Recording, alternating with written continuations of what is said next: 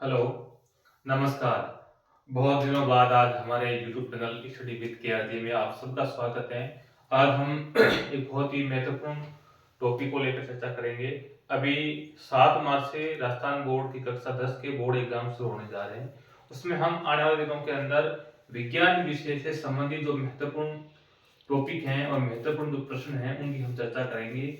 ये वीडियो उन लोगों के लिए, उन लड़कों के लिए रामबाण साबित होगा जो बच्चे पूरे साल पढ़ाई नहीं कर पाए, लेकिन इन अंतिम दिनों के अंदर जो कुछ समय बचा है बोर्ड के एग्जाम से पहले, तो इस समय के अंदर आप इन प्रश्नों को महत्वपूर्ण मान के अगर आप तैयारी करेंगे तो आपको जरूर परीक्षा के अंदर आपको फायदा होगा।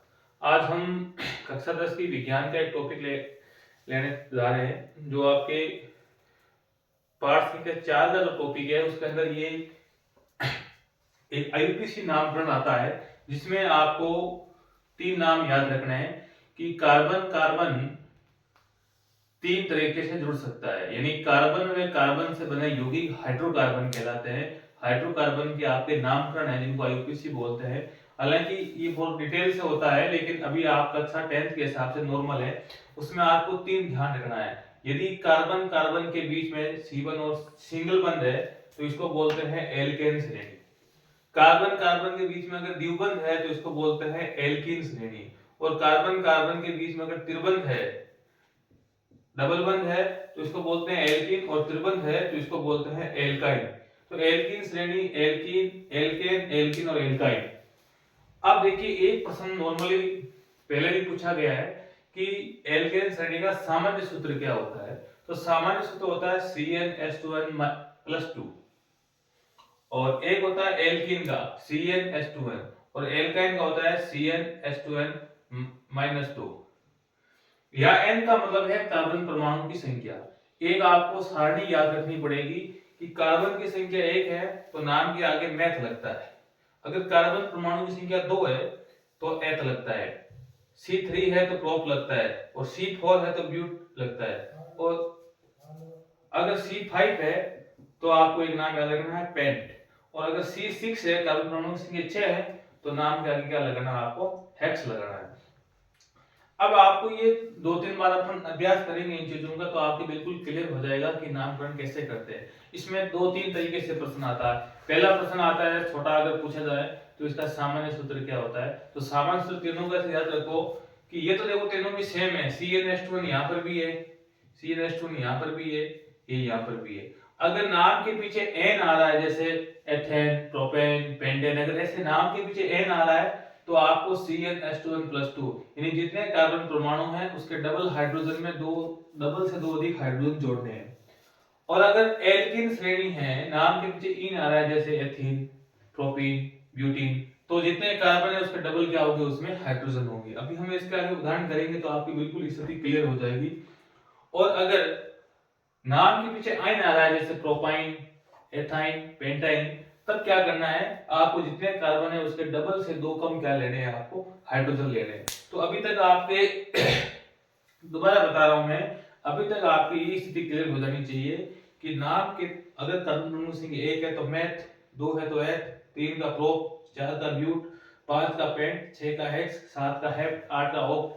तो आपको नॉर्मली 6 तक याद रखने हैं। इसके अलावा आपको ये सामान्य जो सूत्र है ये भी याद रखना है कि अगर नाम के पीछे n आ रहा है तो CnH2n+2, इन आ रहा है तो CnH2n, अगर आइन आ रहा है तो CnH2n-2। तो इस चीज को आपको याद रखना है। और यह n का जो मतलब है ये है कि n का मतलब है कार्बन परमाणु की संख्या।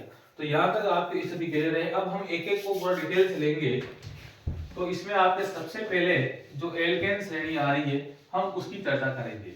एल्केन श्रेणी में आपके नाम के आगे क्या लगा होगा, नाम के पीछे एन लगा होगा। जैसे आपके नाम आ गया कि प्रोपेन का सूत्र बनाओ, प्रोपेन का सूत्र। तब प्रोपेन का सूत्र क्या होगा, सबसे पहले आपको इसके 2 भाग करने हैं। प्रोपेन आ रहा है तो इसका नाम हो गया प्रो प्लस एन।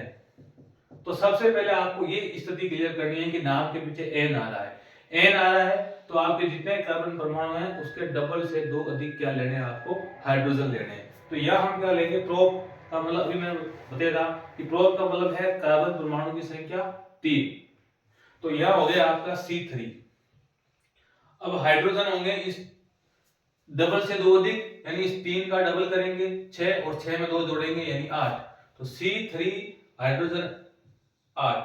ये जो सूत्र बना है ये किसका बना है? प्रोपेन का।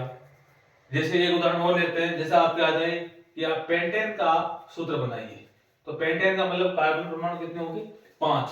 तो C5 या हाइड्रोजन होंगे वो 5 का डबल कितना होता है? 10, और 10 में 2 जोड़ेंगे तो कितने होगी? 12। तो ये हो गया आपके C12। अगर इसका उल्टा पूछ ले, आपको ये सूत्र देते हैं कि C4H10, ये इसका नाम बताओ, तो आप बिल्कुल इसका उल्टा कर सकते हो। सबसे पहले आपको ये देखना है कि डबल है, डबल से कम है या डबल से 2 ज्यादा है। तो यहाँ देखो जितने कार्बन परमाणु, सबसे पहले ये संख्या देखनी है। 4 है, 4 का डबल कितना होता है? 8।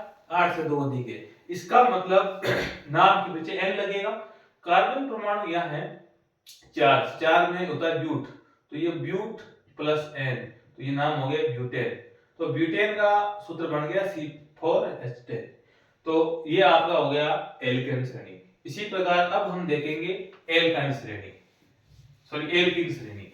एल्केन श्रेणी में नाम के पीछे क्या लगा होगा? इन लगा होगा। जैसा आपके नाम आ जाए कि आप एथीन का सूत्र बनाओ, तो एथीन का सूत्र बनाएंगे, या आगे ये प्रोपीन का सूत्र बनाओ। तो सबसे पहले आपको ये देखना है कि नाम के पीछे इन आ रहा है। नाम के पीछे इन आ रहा है, इसका मतलब आपको यहाँ ऐसे 2 भागों में बांटो, एथ प्लस इन। कार्बन परमाणु एथ 1 नंबर होता है, मैथ 2 नंबर होता है, एथ यानी कार्बन परमाणु की संख्या 2। तो C2 तो हाइड्रोजन हो गए डबल से, पूरा डबल होता है, क्योंकि एल्कीन जो श्रेणी होती है इसका जो सामान्य सूत्र होता है वो होता है CnH2n, यानी जितने कार्बन है उसके डबल आपको हाइड्रोजन करने हैं। या बताइए कार्बन 2 है तो हाइड्रोजन कितने हो गए? 2 का डबल 4, तो ये हो गए 4।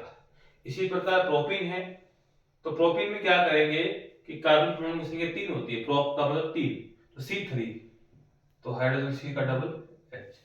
तो ये आपके नॉर्मली एल्किन श्रेणी होगी। अब आपको एक और लेना है एल्काइन श्रेणी। एल्काइन श्रेणी सिंपल है। एल्काइन श्रेणी में नाम के पीछे आइन आएगा, जैसे आपके नाम आ गया एथाइन, नाम आ गया ब्यूटाइन, कि इसका सूत्र बनाओ। तो आप सिंपल बना सकते हो। सबसे पहले आप एथाइन, तो आप इसके नाम की करो एथ प्लस आइन। इसी प्रकार आप करो ब्यूट प्लस आइन। तो एथ का मतलब कार्बन 2, हाइड्रोजन 2, डबल से 2 कम, तो 2 का डबल 4, और 4 में से 2 कम हो गए यानी 2, तो आपको C2। ब्यूटाइन, ब्यूटाइन का मतलब C4, तो H इसका डबल हो गया, डबल से 2 कम, तो 4 का डबल 8, 8 से 2 कम यानी 6। इसी प्रकार जैसे एक नाम आ जाए कि C5H8, इसका नाम बताओ। तो सिंपल सबसे पहले आपको देखना है कि कार्बन कितने हैं। तो कार्बन 5 है, तो नाम के पहले क्या आएगा? पेंट आएगा। अब देखिए ये आपके हाइड्रोजन है, डबल है, डबल तो नहीं है, क्योंकि 5 का डबल कितना होता है? 10 होता है, तो इन तो नहीं आएगा। डबल से अधिक भी नहीं है, डबल से कम है, डबल से कम में इसका नाम के पीछे क्या आएगा? आइन आएगा, तो इसका नाम हो जाएगा पेंट प्लस आइन, यानी इसका नाम हो जाएगा पेंटाइन। अब देखो आपके प्रश्न सूत्र से नाम पूछ सकते हैं, नाम से सूत्र पूछ सकते हैं, दोनों तरह से आ सकता है। एक सूत्र प्रश्न आपको ये भी आ सकता है इसका संरचना सूत्र कैसे बनाते हैं। तो एक ध्यान रखना, एल्किन एल्केन श्रेणी के कार्बन कार्बन के बीच में सिंगल बंध होता है, एल्कीन के बीच में डबल बंध होता है, और एल्काइन में ट्रिपल बॉन्ड होता है। तो इसको भी हम लेके एक एक उदाहरण आपके इनका करते हैं, उसके बाद हम आगे के जो टॉपिक है इस टॉपिक को और थोड़ा डिटेल से पढ़ेंगे।